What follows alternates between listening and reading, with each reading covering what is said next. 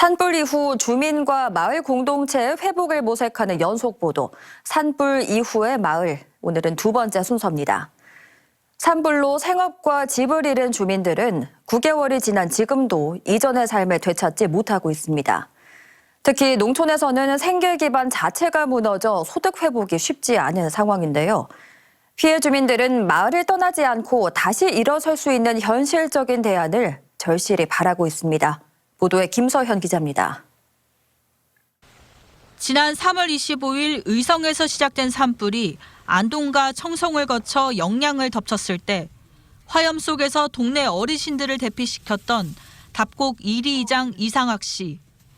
9개월 만에 다시 찾은 마을은 불탄 집을 걷어낸 자리에 임시주택이 들어섰고 뒷산은 벌채한 나무만 쌓여 민둥산이 됐습니다. 산불이 마을의 모습을 바꿔놓은 것처럼 이 씨의 삶도 크게 달라졌습니다. 산불 나고 일을 제대로 해본 적이 없어요. 삶의 의욕을 많이 잃었죠.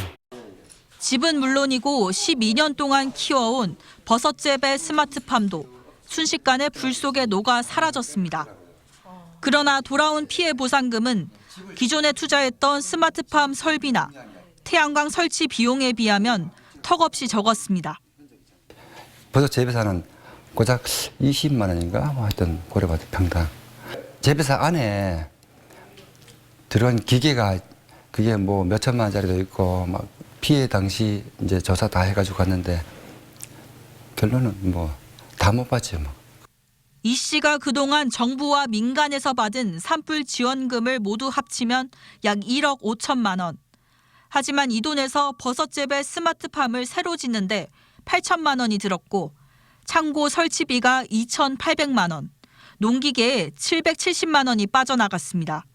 여기에 다달이 나가는 대출 이자와 보험료가 80만 원씩, 통신비 12만 원, 농장 전기세 15만 원, 생활비와 자녀 교육비 150만 원까지. 당장 생활이 급급해 새 집을 짓는 건 엄두도 못 냅니다. 농촌이라도 단독주택을 새로 지으려면 최소 2억 원은 필요하지만 대출받기도 쉽지 않았습니다. 이재민들 해가지고 뭐 대출을 내준다 했는데 기간이 끝났다 그러고 소진됐다 그러고 뭐 그러니까 그 신용은 좋은데 그 담보가 없으니까. 의성, 안동, 영덕 산불 피해 주민 300명을 대상으로 한 실태조사에서는 87%가 여전히 복구비가 부족하다고 답했습니다. 또 주택 복구 계획이 있다고 밝힌 주민 161명 가운데 94%는 비용 부족이 가장 걱정된다고 했습니다.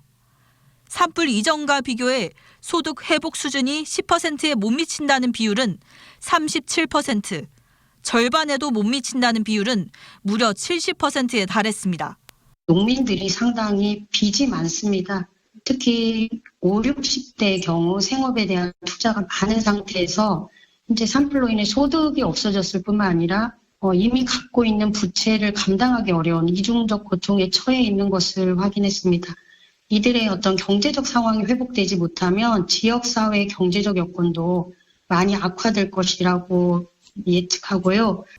그럼에도 이 씨에겐 지난 여름부터 집 대신 다시 지어올린 46제곱미터 규모 스마트 버섯 재배사가 새로운 희망입니다.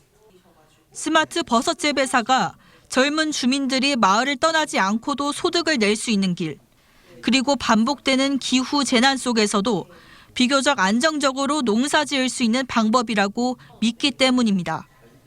제일 중요한 건 먹고 사는 거죠. 스마트팜. 작은 평수에 1년에 뭐 10모작, 12모작 할 수 있는 그런 스마트팜. 그런 걸 적극적으로 좀 도와주셨으면.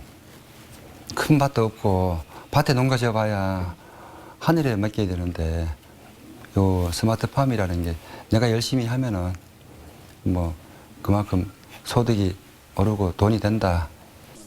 이 씨를 비롯한 농민들은 소규모 스마트팜 같은 현실적인 재기 대안이 필요하다며 산불 지원 특별법에 기대를 걸고 있습니다. 특별법이 일시적 지원을 넘어 이런 소규모 농가들이 경제적 부담을 견디며 이상기후의 불안정성 속에서도 흔들리지 않은 미래형 농업으로 전환하기 위한 토대를 마련하는 계기가 될 수 있을지 주목됩니다.